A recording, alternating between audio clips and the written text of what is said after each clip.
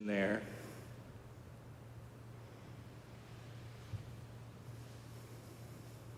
If you notice yourself thinking about that gravity, that sense of gravity, just bring your attention back to just the felt sense of that.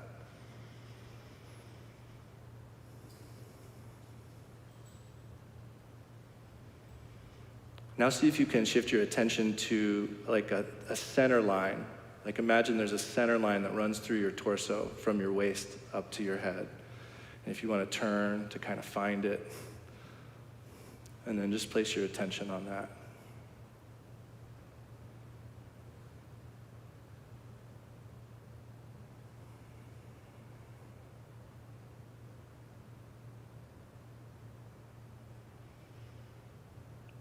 And then one that a lot of us are probably familiar with, just place your attention on your breath.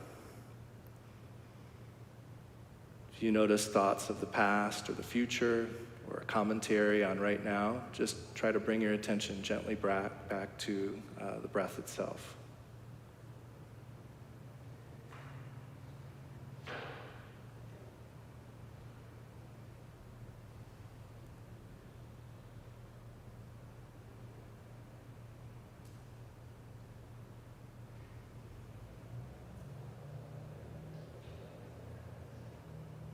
And last, bring your attention to the palms of your hands.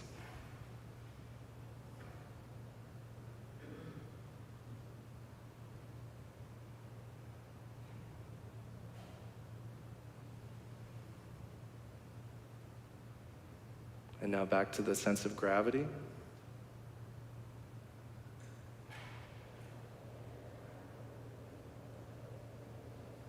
Palms of the hands.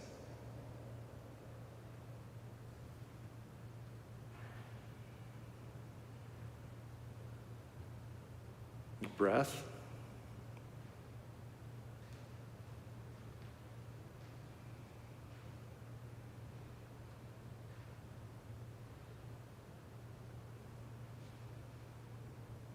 And your center line.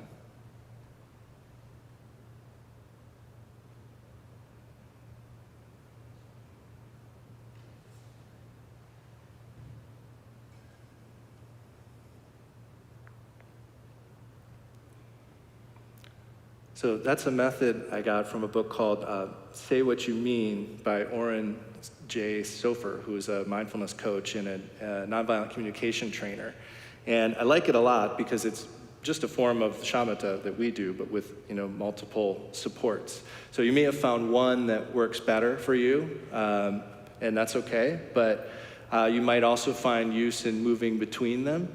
And the way you can utilize this is in a formal practice, you would put most of your attention on any one of those and just practice with that, noticing when you're distracted and bringing your attention back. But you can also use it in times of transition, like if you're walking or traveling somewhere. And in those cases, you would do as much as you can. It wouldn't be as much as you can in a formal practice, but you try to maintain some awareness of those supports.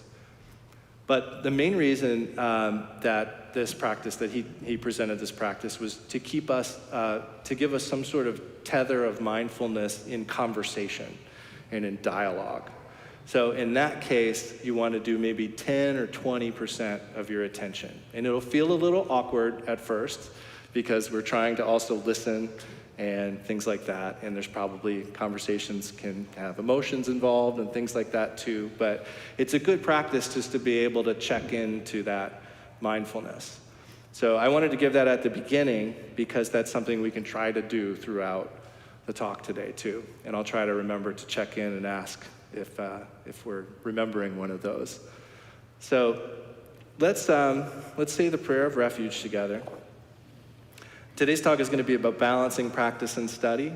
So when we chant this prayer, let's keep in mind the idea that we're taking refuge in the Buddha as the teacher, the Dharma as the teaching, and the Sangha as the community that can help us on the path. And in the second part here, we state our aspiration to achieve the ultimate goal of complete awakening, enlightenment. And we say how we're going to do that, by the merit of generosity and other good deeds. So we have both our aspiration, our ultimate goal, and what we can do in the short term. So we'll stay this, let's do once in Tibetan, once in English, once in Tibetan, because the melody's so nice. O sangye chidang soki chodnam la janchu padu dagni kyapsu chi daki jinso ki pe sunam ki drola penchir sangye drupashok. In the Buddha, the Dharma, and the assembly most excellent, I take refuge until I reach enlightenment. By the merit of generosity and other good deeds, may I achieve enlightenment for the sake of all beings. O Sangye Chidang Soki Chodnam La Janchu Padu Dagni Kyapsu Chi Daki Jinso Ki Pe Sunam Ki Drola Penchir Sangye Drupasho. Alden Sawe Lama Rinpoche Dagi Jiwa Pede Den Jula Kadrin Champo Kone Je Sunte Kusun Tuking Drup Sadu So.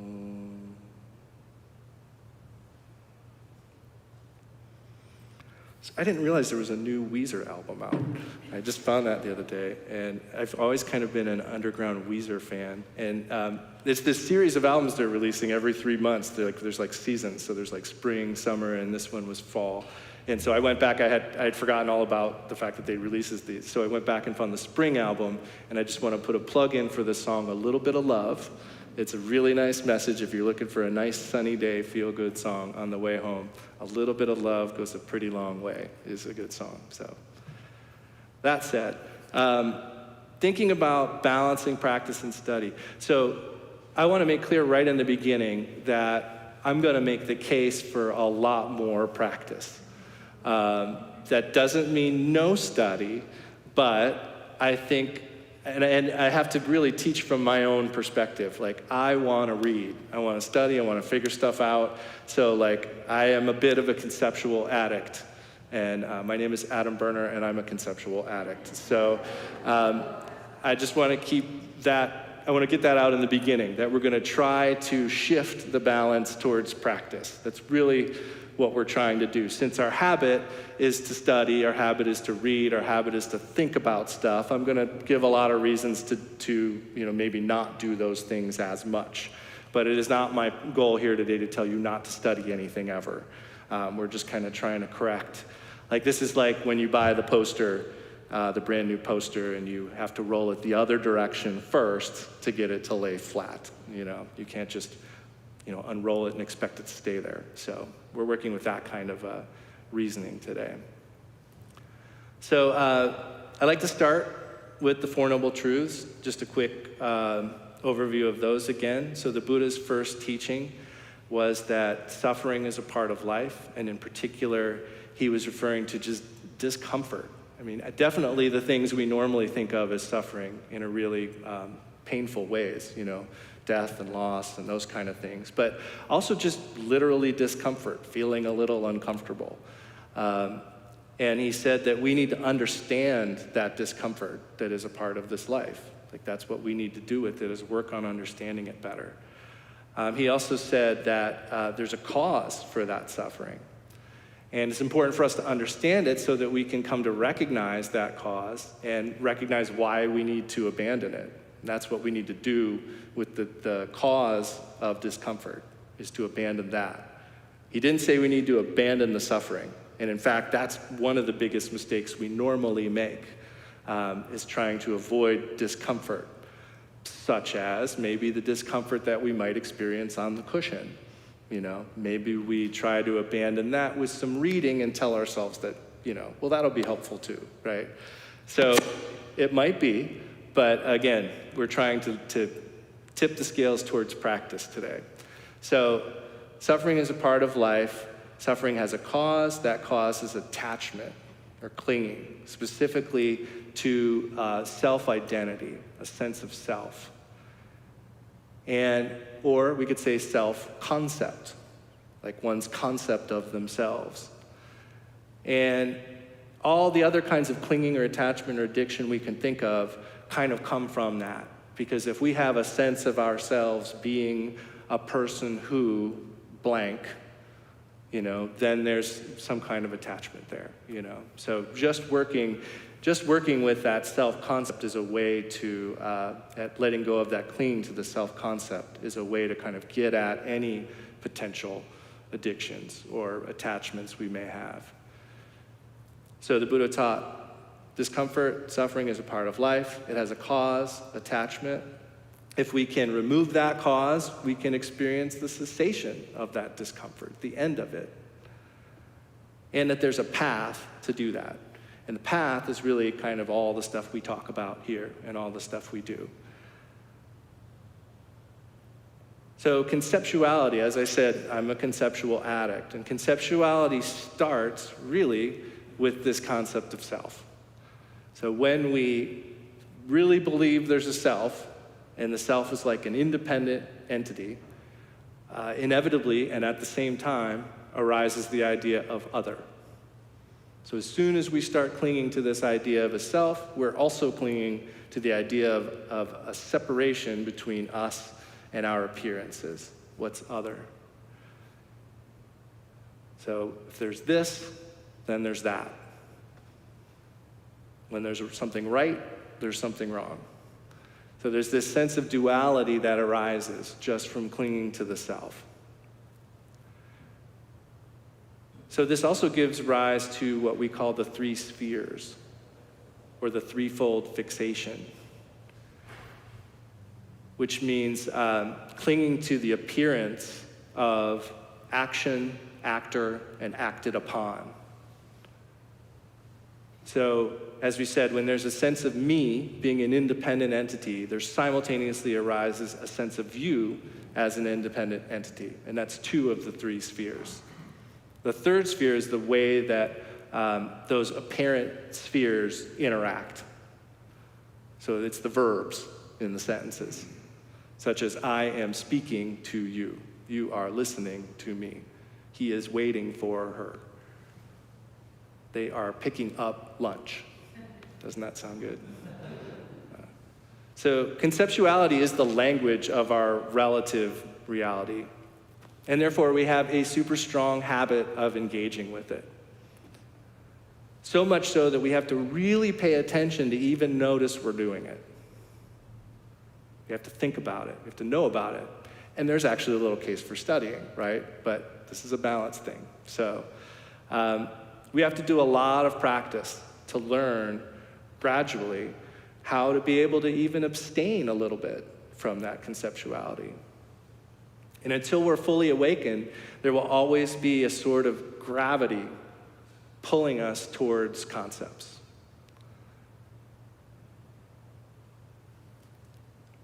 In fact, it's the effort to recognize the emptiness of concepts that is the vast majority of the bodhisattva path. Relatively speaking, we can clear away the veil of afflictive emotions pretty early in our development. The conceptual view, or the conceptual veil, is another story. That takes a long time. So there are traces of conceptuality present in bodhisattvas even very far along on the path. And it's those traces of conceptuality that stand between them and enlightenment. So it stands to reason that it's worth getting to work on that conceptual veil as soon as possible, because it's a strong force, this like conceptual gravity that keeps seemingly pulling us.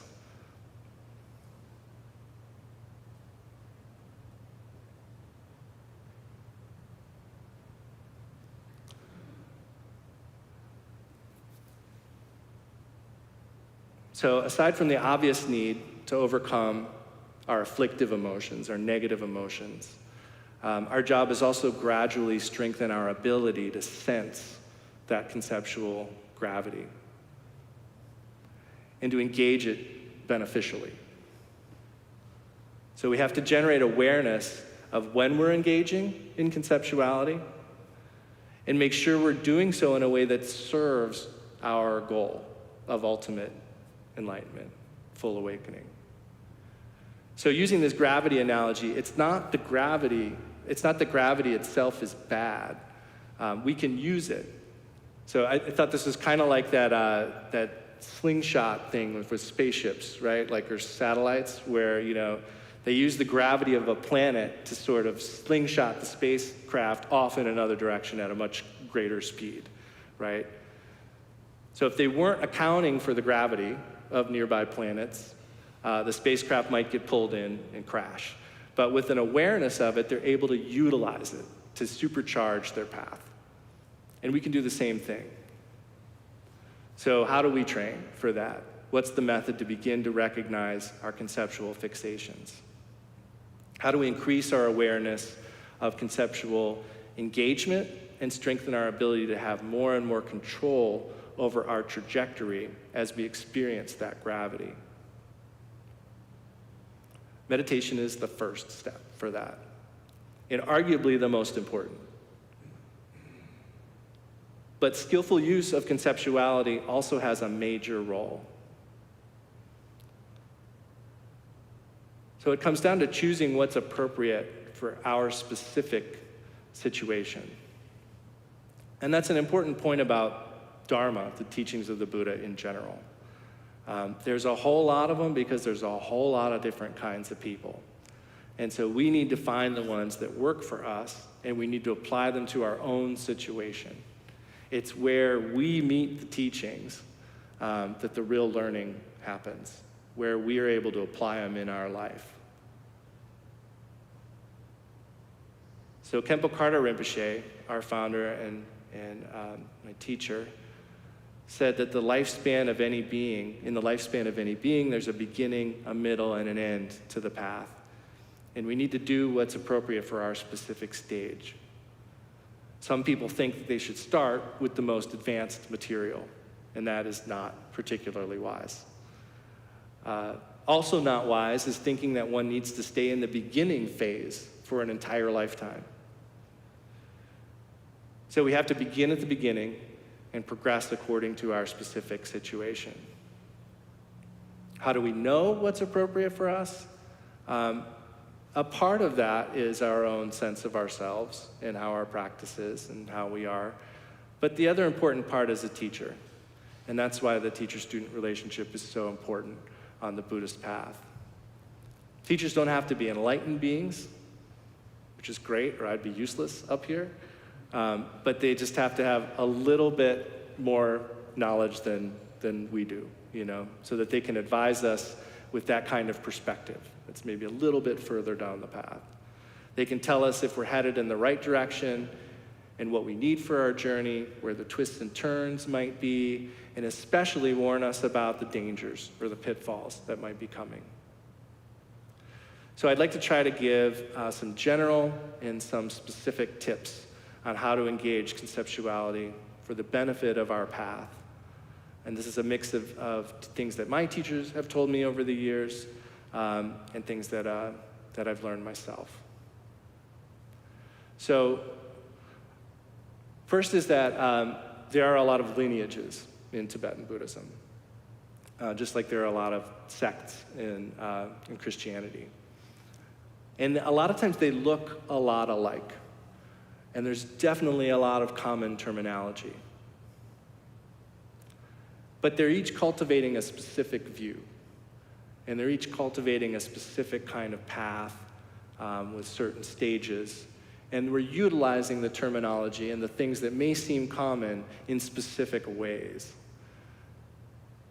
And for that reason, I think it's important to do our best when we find a path and we start to take that path, to stick with that path. It's not that one is more right than any other. It's that there's a lot of chance for confusion. And it's only been about 2.5 years that I've been teaching and working with students, but I can tell you that a lot of confusion arises because there's these common words and seemingly common practices. And it actually can end up being a little bit of an impediment to development. So there are a lot of teachings in every lineage. So it's not like you'll exhaust the stuff that you'll need on the path. So I would just advise that my first tip there is to try to kind of stick in the lineage that you're practicing in. That's going to be a good thing for your practice.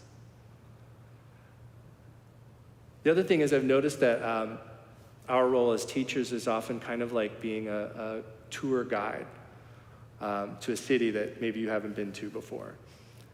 And so if you've ever done that, like if you've had friends come to visit and you want to show them around, you may have a certain route you're going to take because you know that when you turn that corner, they're going to get the best view of the skyline or the coolest big reveal of the statue or whatever it is you're trying to show them to. You know the way you want to take them so it'll be the best reveal and have the greatest impact for them. What time of day you want to take them so the light's just right or things like that.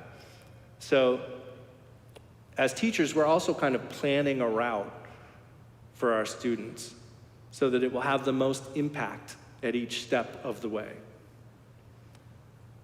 And that's one of the reasons why it's important not to look too far ahead, or try to get ahead of where we are at any specific point, because there is a plan kind of happening for each of us. And we want to have the impact of those teachings or those practices at the right time, because if we get to them early, then they're not going to be quite as impactful when it's actually time, and they won't have quite the potency that they might have otherwise. It's also important not to create expectations of results. First, the path is gradual most of the time. There's a chance for sudden awakening, and it's important to remember that. But for most of us, this is going to be a gradual path.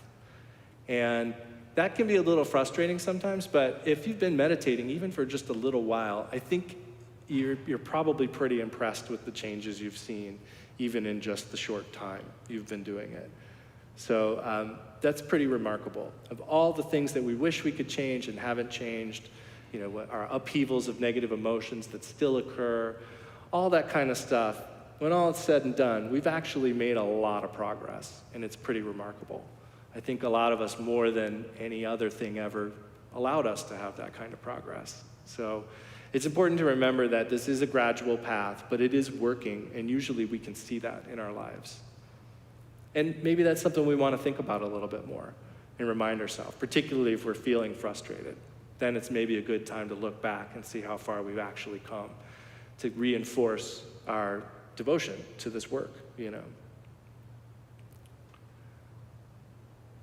Anybody remembering their center line or their gravity? So second, the expectations we develop about what results may look like or feel like are coming from our conceptual fixations. They're coming from our confused situation. So from our confused situations, we're thinking about what we want our results to look like. And our results may not look like that. We may not really know what the results of meditation are going to be. I mean, I can definitely say that it has not been what I expected.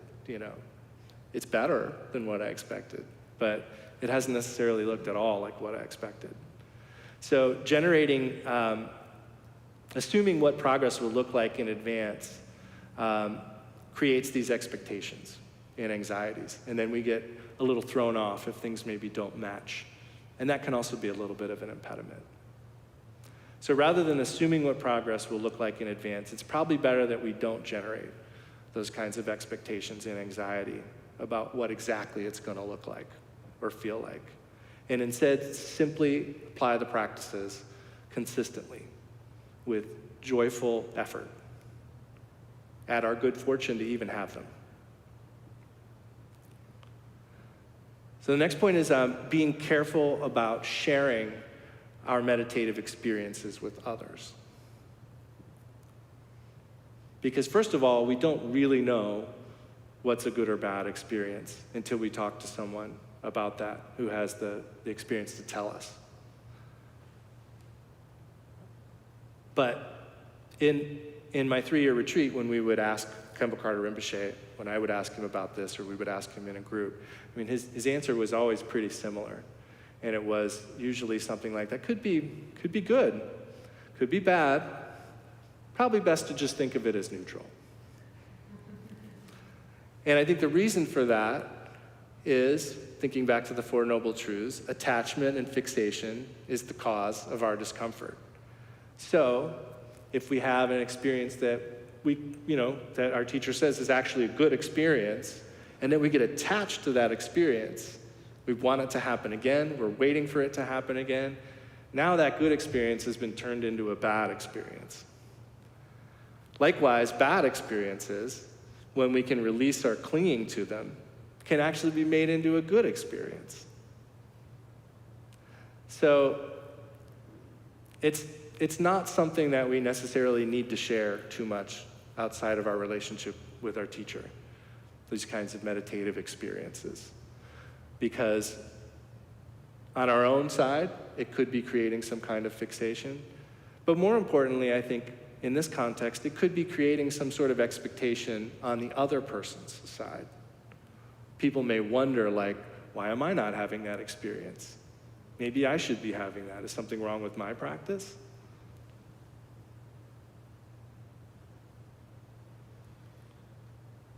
So I think it's best with those. It's always important, I think, to talk to a teacher. But in general, I think it's best to kind of keep those things to oneself. Next we have, I want to talk about our library, because it's awesome, number one, the Manjushri Library. And Tom and the library volunteers have been doing a ton of work down there and checking in a lot of books. And it's a great benefit to our community. So for members and friends, you can check out books. It's a great Dharma library. But I want to point out that it's a little like a pharmacy.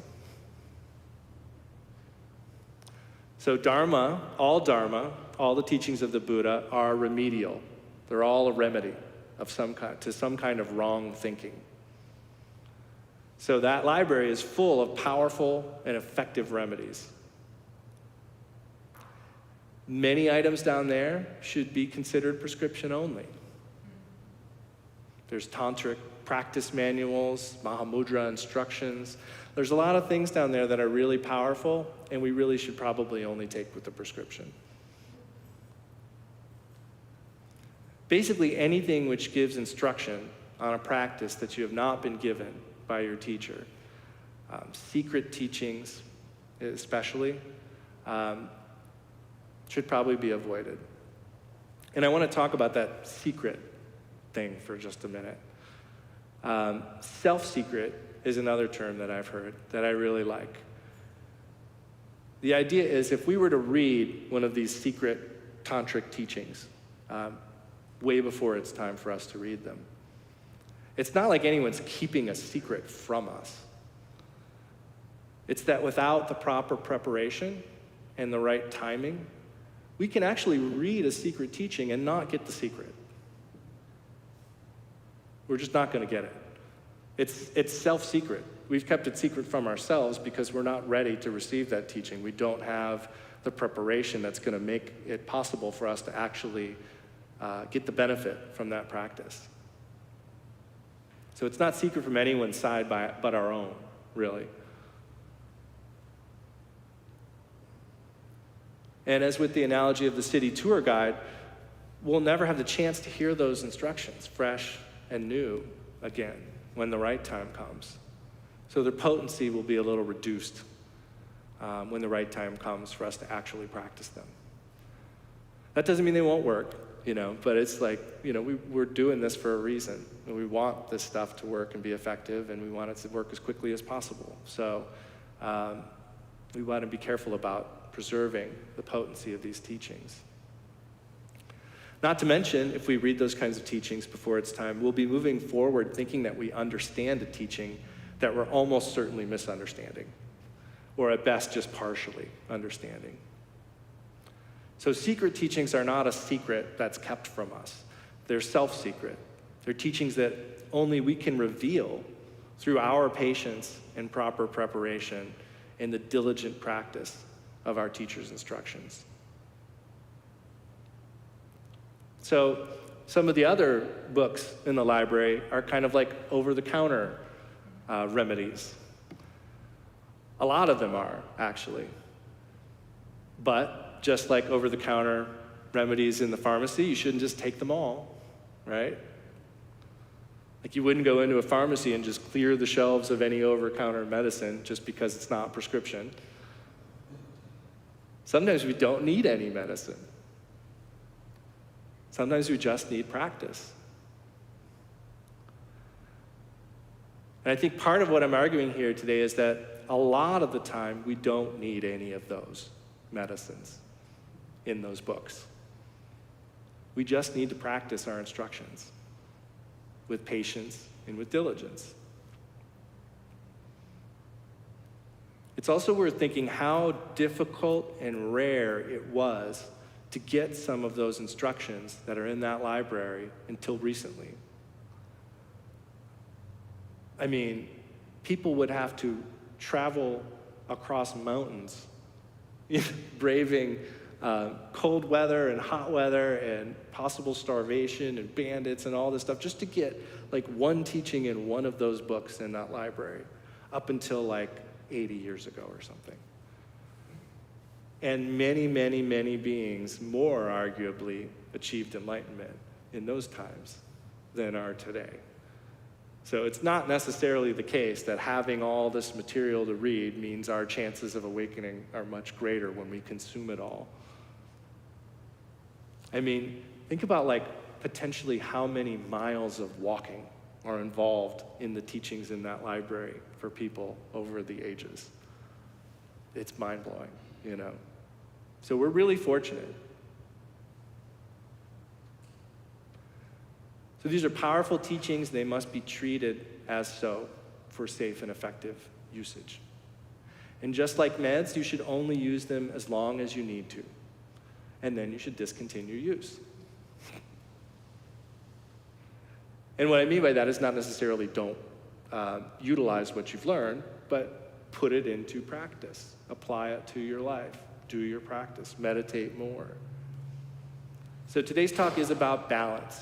Again, my point is not don't read any Dharma books, nor is it we have to ask our teacher's permission before we read anything.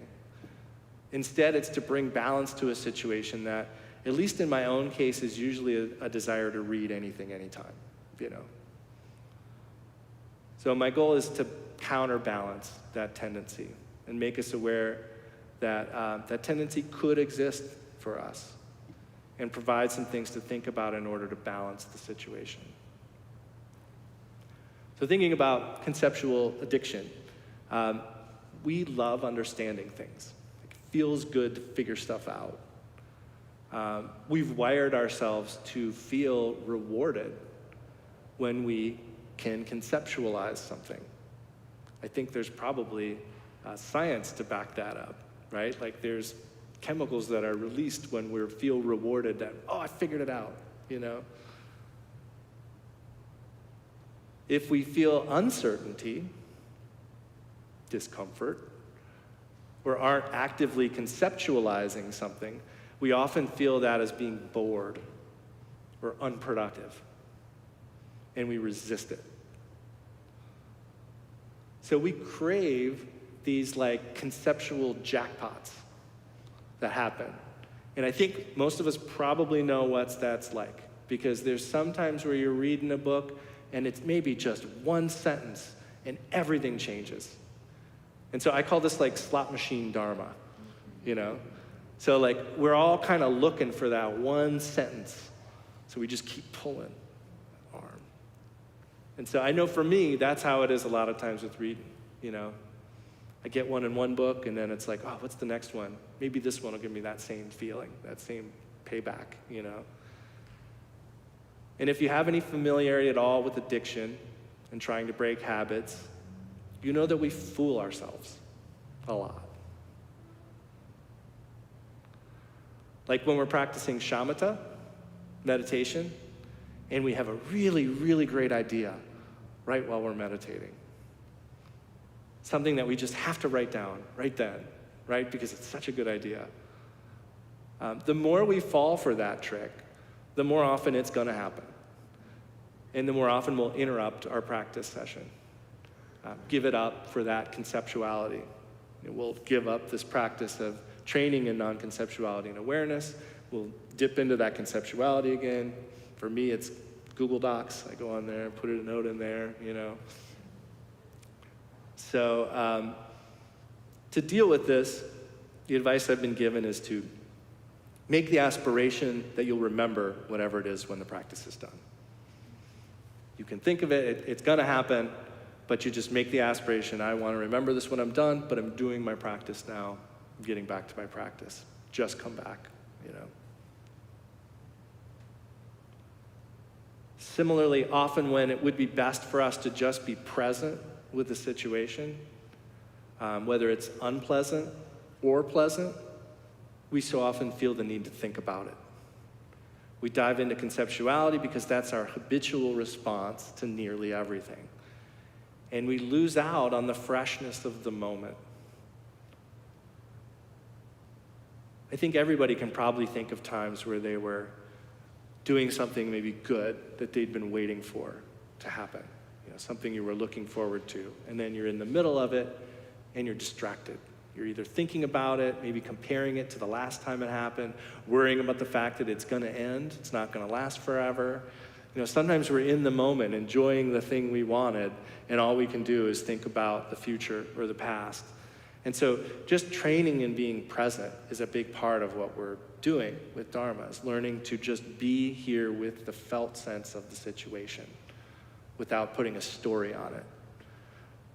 Oftentimes it's like the past, thinking about what happened before, maybe worrying about what's gonna happen in the future, but a lot of times it's just like a commentary, right? Like an editorial running in our heads about what's going on right now. And I had the opportunity 2 weeks ago to do 3 days of silent meditation retreat. And we'll be doing a program here in a month, a silent meditation retreat. And I love silence, especially for practice, because it really only took about half a day for me to realize how much I was talking in my head, Like just not talking for just a few hours, silent in the house, all of a sudden like I'm hearing my inner monologue and it's much louder than it was before. And that's not bad because now I'm aware of it. And now that I'm aware of it, just like in meditation, I can bring my attention back to silence or to being present with my situation as it is.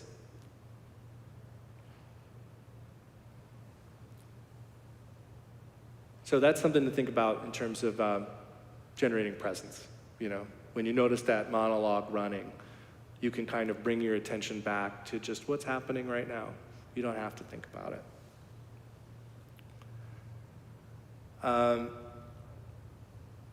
I pulled a couple of quotes from Khenpo Karthar Rinpoche, one of Khenpo Karthar Rinpoche's books, where he's commenting on a Karma Kagyu Rinpoche text. Karma Kagyu said, the sutras, tantras, and commentaries are vast and numerous, but it is difficult for those with little wisdom and short lives to fully understand them. And Khenpo Karthar Rinpoche in his commentary said, you do not necessarily need to study a great deal of material. Not only is it unnecessary to study all of the Buddha's teachings and all of the commentaries on them, but even if you devoted your life to doing so and had no time to practice, all of your study would still not bring about your liberation.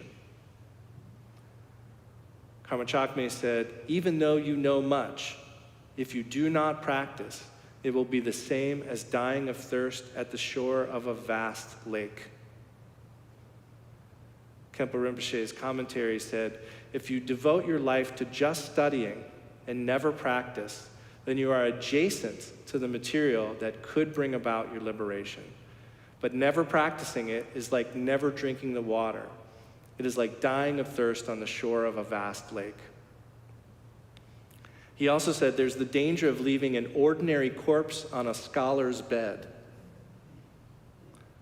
This means that if you study and become some kind of super scholar but do not practice, you would die an ordinary death as confused and bewildered as anyone else. You could certainly have established the habits and the seeds of your future liberation, but you would not be able to attain liberation in this life. Although our bed might be renowned as the deathbed of a scholar, the body left there would be the body of an ordinary, confused, sentient being.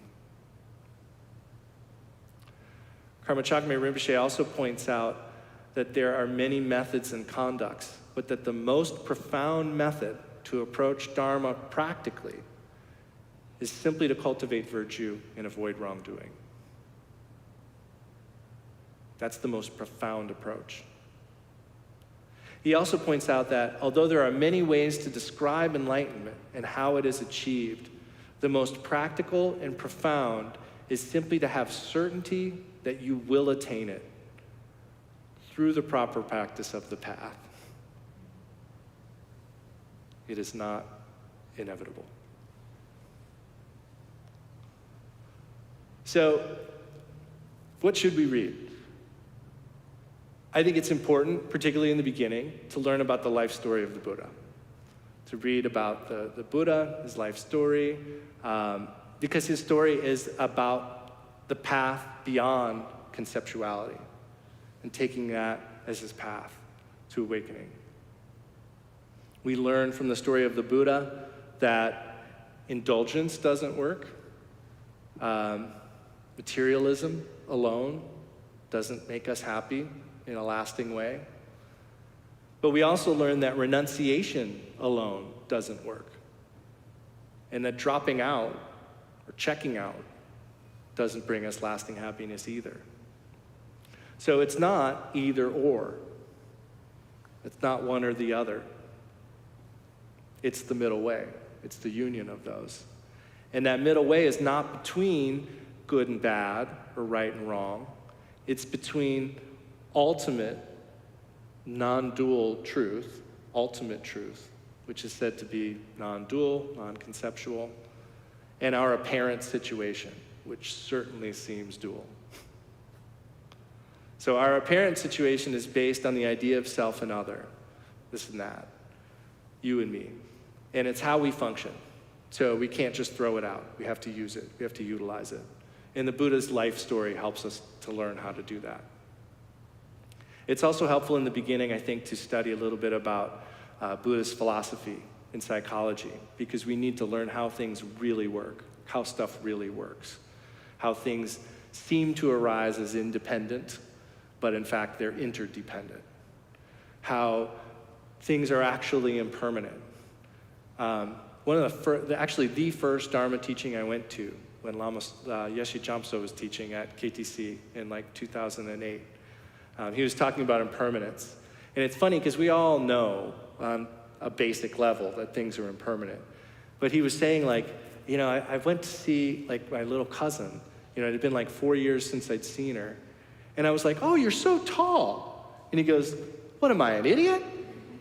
Of course she's tall. It's been 4 years and she's a child and she's growing. So these are the ways that we know, but we don't really know. I mean, moment to moment, we don't recognize that things are always changing. So we do need to learn a little bit more about those kind of things. So studying a bit about the philosophy and psychology of Buddhism helps to contextualize our practice and helps us understand why we do it. So I used to say, I haven't done this in a while, but I used to make a point of at the beginning of every talk saying, I'm only doing this to serve your practice. Like everything we're talking about here is being provided to help provide motivation to get you on the cushion. So that's one way to think about all this conceptual stuff we're utilizing. It's slingshotting us towards our meditation. So in the beginning, it may be better to focus on things that will assist us with an analytical meditation. Like thinking about each of these concepts, like for instance, impermanence, and turning it over in our mind, like the Buddha said to examine his teachings like they were gold. He said, don't just believe them because I'm saying them. Like you have to actually test them.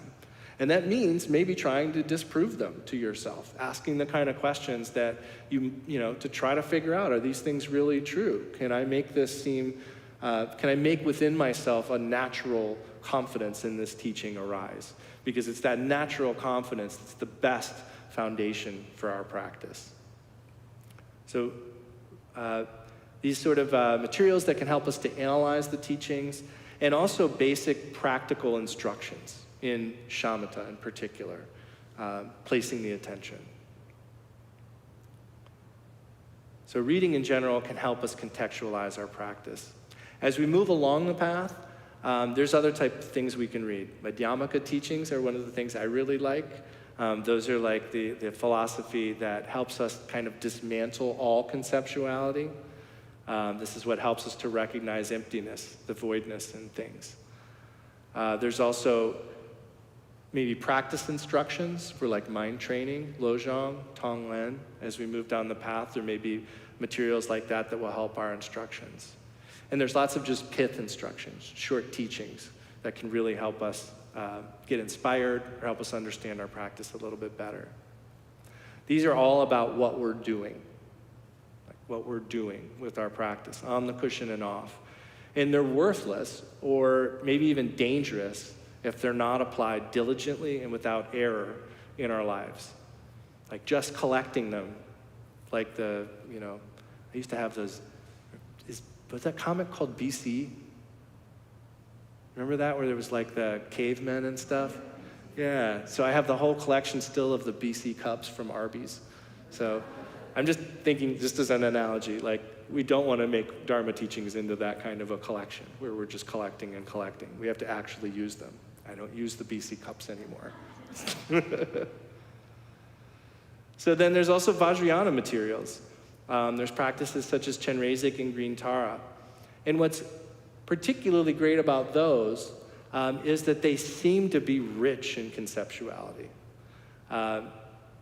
There's things we're chanting, there's all kinds of ideas we're learning about refuge and bodhicitta and visualization and all these things, but they're actually incredibly skillful use of conceptuality meant to help slingshot our practice forward.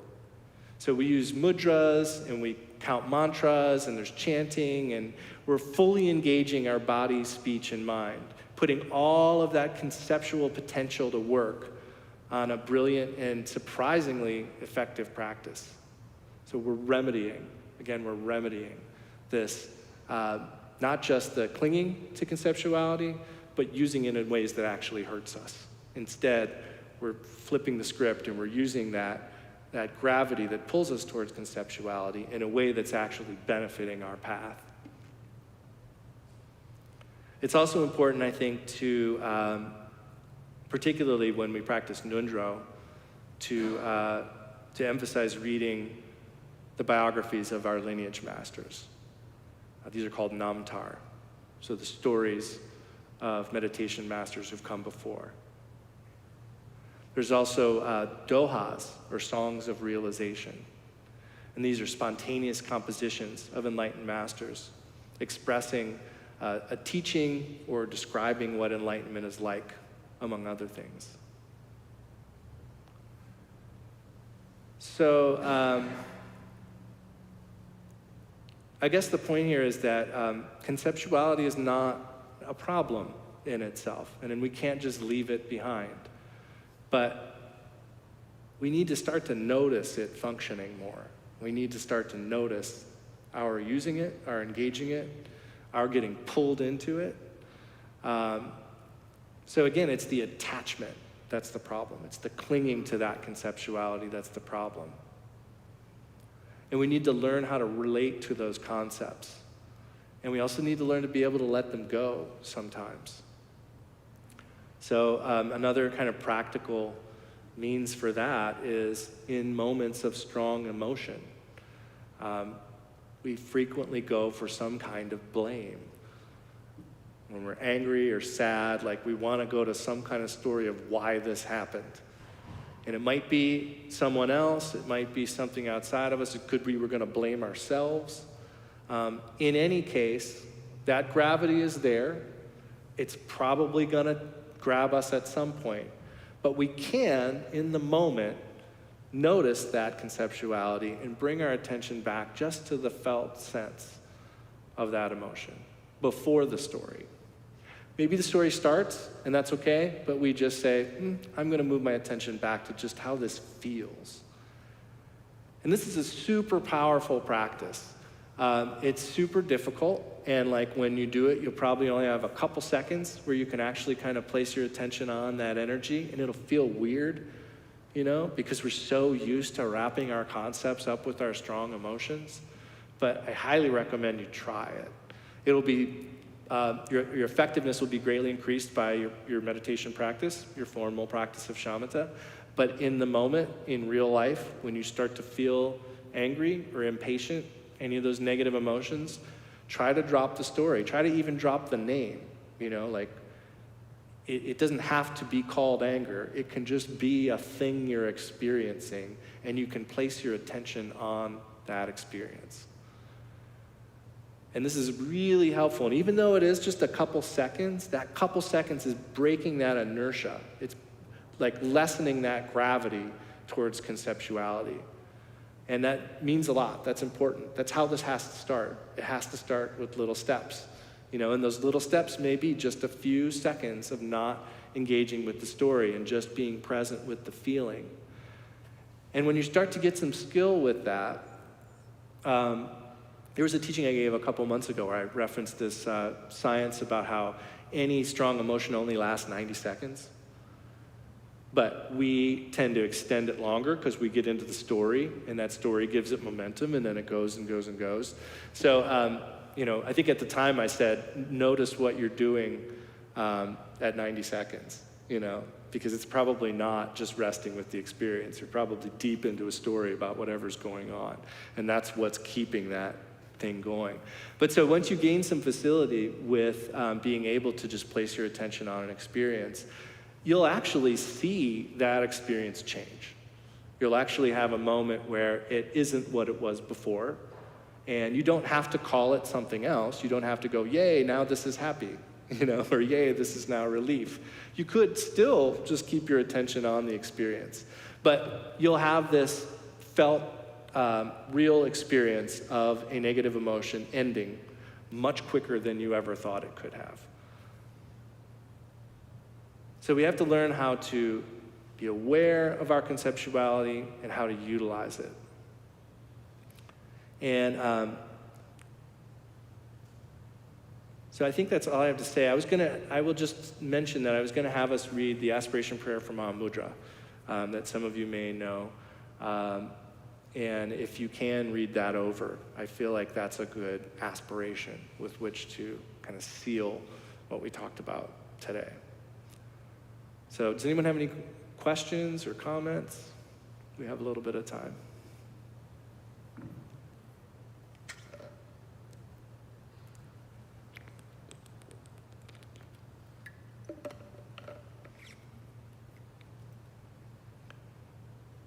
No silly questions?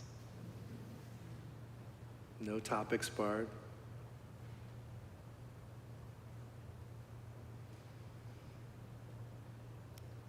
All right. Well, if not, I want to say thank you for being here today. I think it's important. We're going to do the dedication of merit, but I think it's really important to even just take a moment to rejoice in the very inclination to be here, the very inclination to spend a little time thinking about how we can be more effective and how we can be better people to those around us. That's a really, really good, precious, rare thing, just even the inclination to do something like this, to sit here and think about this stuff. A lot of people don't have that inclination. A lot of people aren't fortunate enough to have that inclination that you all have being here today. So I think it's important to note that and rejoice in it, because building that kind of habit for recognizing virtuous activity and rejoicing in it is what creates the causes of this happening again in the future.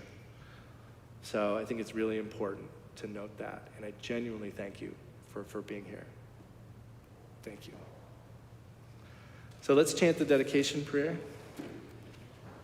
prayers.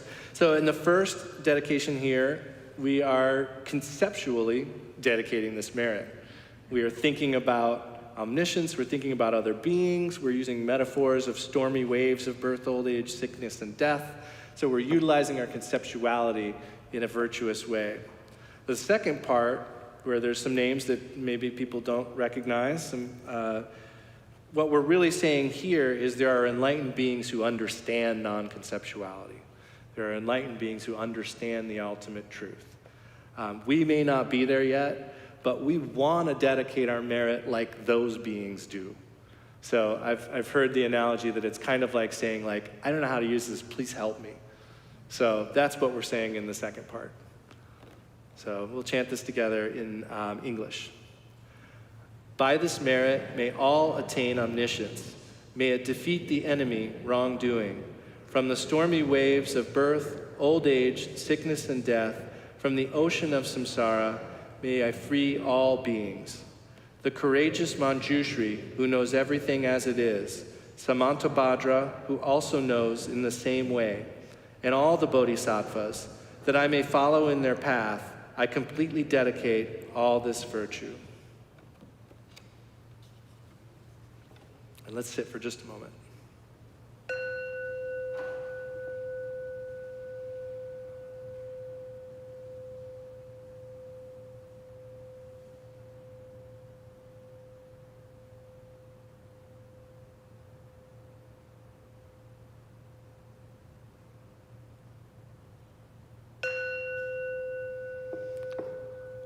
Okay, and then I also want to let everybody know there's a baby blessing occurring, I think right now. So if anyone wants to say in 5.